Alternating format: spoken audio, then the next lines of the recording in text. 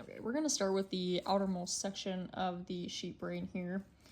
We have our meningeal layers. We have the outermost layer, which is the dura mater, which you actually can't see here, it's not on it. But that connects the layer to the skull.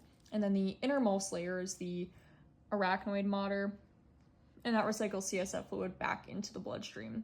And then the innermost layer, which you can actually see still on the brain in certain parts, this is the portion that is directly on the brain. And I scraped off some of it here, but you can see the sulci. It's kind of just divides some of our lobes.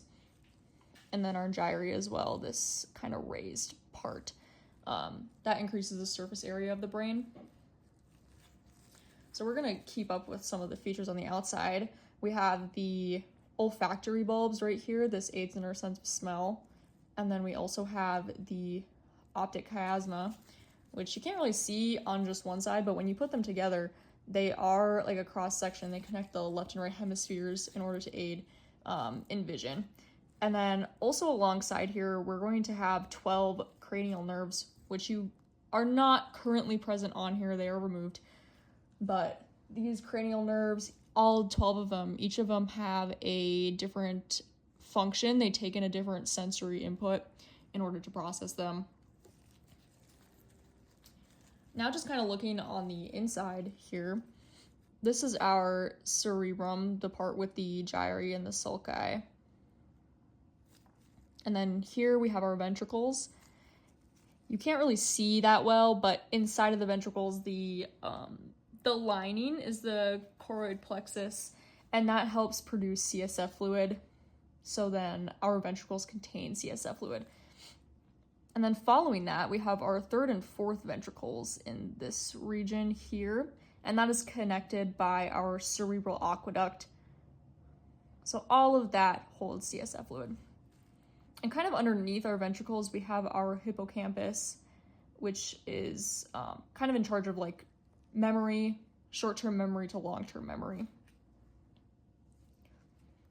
This circular region right here is our thalamus.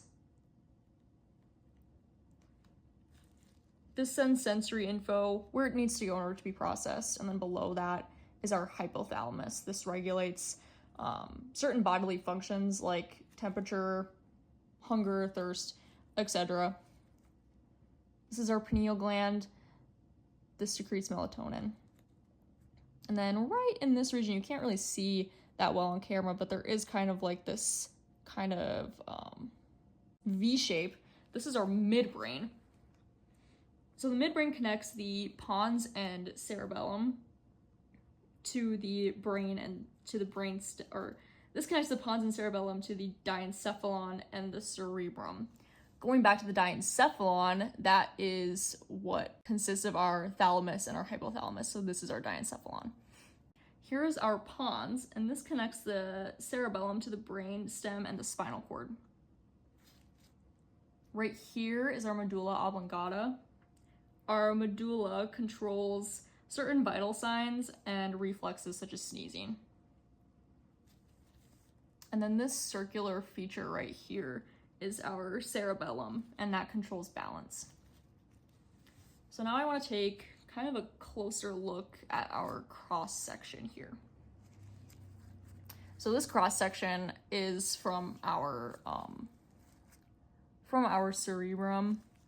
The outer part is the cerebral cortex, and that consists of gray matter. So gray matter is kind of what processes information by forming nerve connections.